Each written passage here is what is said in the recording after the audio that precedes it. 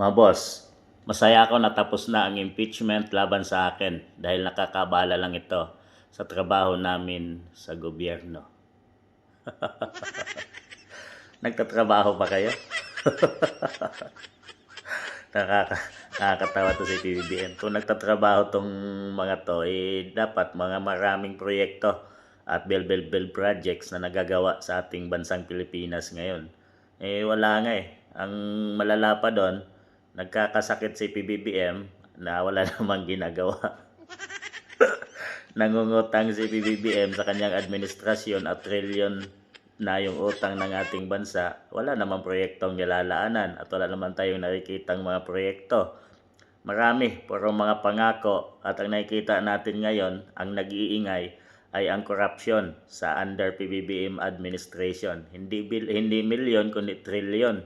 Billions ang korupsyon na nawawala na pundo sa flood control project mga boss.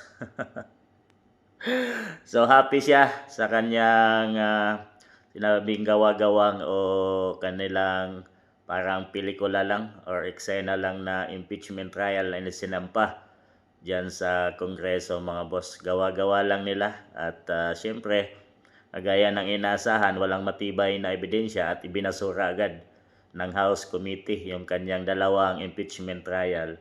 At syempre, ligtas na siya sa 1-year ban na impeachment na ayon sa batas ay isang beses mo lang pwedeng sampahan ng impeachment ang isang impeachable official kagaya ng President at Vice President.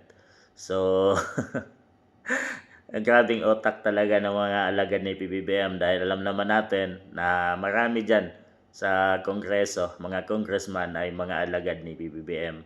At yung tutukan naman nila ngayon ay ang impeachment trial ni BP Inday. So masaya siya dahil ligtas na raw siya, pero scripted naman ang lahat ng yon at balik na daw sila sa trabaho. Ano kayang tatrabahoin ito? Wala naman tayong nakikitang bunga or na ginagawa nila sa ating bansang Pilipinas. Wala namang proyekto. So ano kayang ginagawa yung sinasabi ni PBBM na balik trabaho na? Kayo mga boss, ano sa palagay nyo? At happy na daw si PBBM at nakaligtas na siya sa impeachment case.